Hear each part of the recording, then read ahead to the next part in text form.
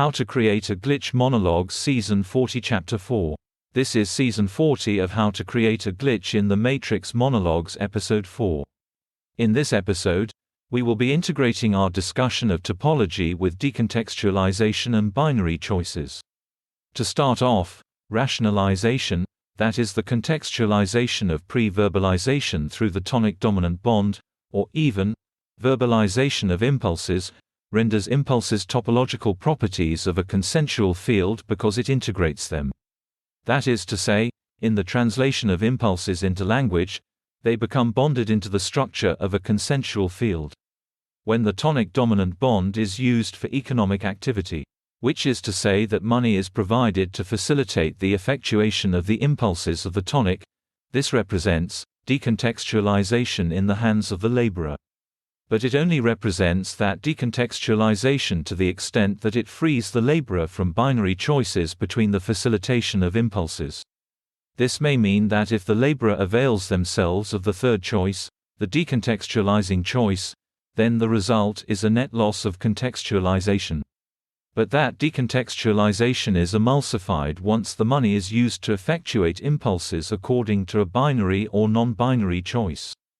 The tonic in this scenario also achieves some measure of contextualization through the actions of the laborer, meeting their expectations.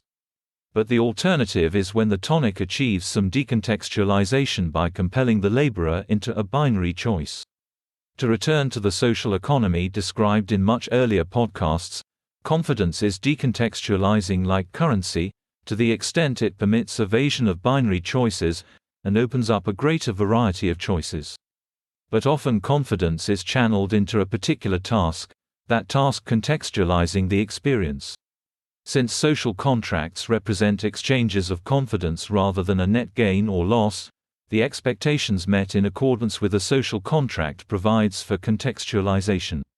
In a tonic-dominant economic bond, the tonic achieves confidence their expectations will be met. The laborer receives capital in exchange for their labor, and on the balance, the decontextualization follows whomever is restricted to binary options.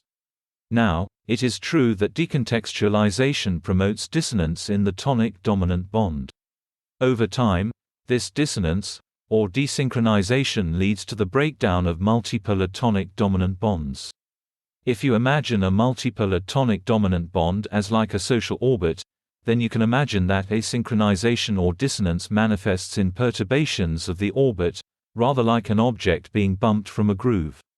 If decontextualization is practiced extensively, then tonic-dominant bonds will have to absorb those perturbations to avoid recession. The degree to which a social orbit can acclimate to perturbations is a reflection not just of how exclusive it is, but also the subsidiary tonic-dominant bonds it subsists within. That's the end of the podcast for today. If you enjoyed it, please like, comment and subscribe.